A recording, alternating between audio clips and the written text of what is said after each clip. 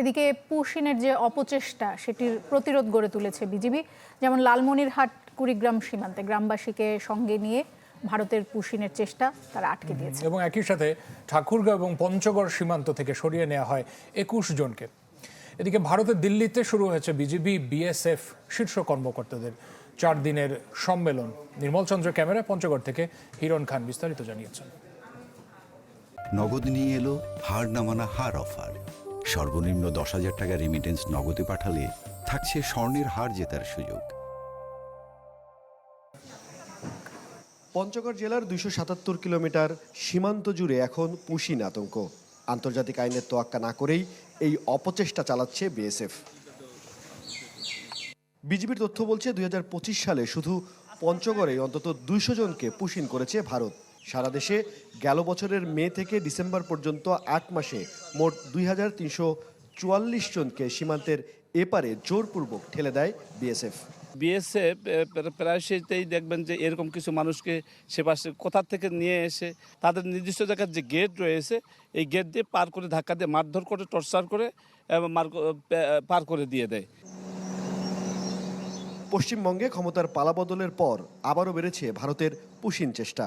সীমান্তবর্তী গ্রামগুলোতে বিস্তীর্ণ আবাদি জমি।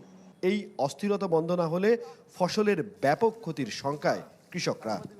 এই আবাদ আমরা নিতে পারি না।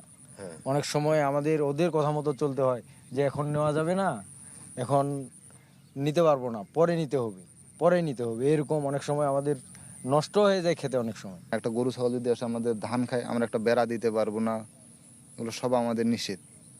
ওরা আসে আমাদেরকে এগুলা মানে মানা করে, হুমকি দেয়। ভারতের সীমানায় ভারতের কাঁটাতার। তারপরে যে স্থাপনাটি দেখতে পাচ্ছেন এটি ভারতের তৈরি করা স্থাপনা এবং এটি বাংলাদেশ ভারত সীমান্তের শূন্য রেখার উপরে। স্থানীয় জনগণরা বলছেন এখানে যখন ভারতীয়রা আসেন তখন তারা সব ধরনের সহযোগিতা পান, কিন্তু বাংলাদেশি নাগরিকরা যখন এই শূন্য রেখার আশপাশে আসে তখন বিএসএফের সদস্যরা তাদেরকে হুমকি ধামকি দেন, এমনকি দু এক সময় গুলিবর্ষণের ঘটনাও ঘটেছে। বিজিবি জানিয়েছে বিএসএফের অপতৎপরতা ঠেকাতে নেওয়া হয়েছে নানা পদক্ষেপ। এরই মধ্যে কয়েক জায়গায় বিজিবির কড়া প্রতিরোধে সীমান্তে জড়ো করা মানুষকে সরিয়ে নেয় বিএসএফ। আর এক্ষেত্রে দেশপ্রেমিক এলাকাবাসীর সহযোগিতার কথাও জানিয়েছে বর্ডার গার্ড বাংলাদেশ।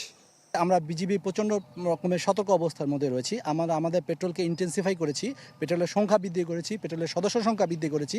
আমাদের দেশের জনগণ তারা সবসময় আমাদের পাশে থেকে কাজ করে এবং আমাদের দেশপ্রেম, আমরা আমাদের চেষ্টা, সততা এবং আমাদের পরিশ্রমের দ্বারা আমরা এই বাংলাদেশের বর্ডারটাকে সুরক্ষা করি। এদিকে ভারতের দিল্লিতে শুরু হয়েছে 4 দিনব্যাপী সীমান্ত সম্মেলন, যেখানে সীমান্ত হত্যা, নির্যাতন, পুশিন, কাঁটাতারের বেড়াসহ আলোচনা হবে নানা ইস্যুতে। হিরণ খান, চ্যানেল 24, পঞ্চগড়।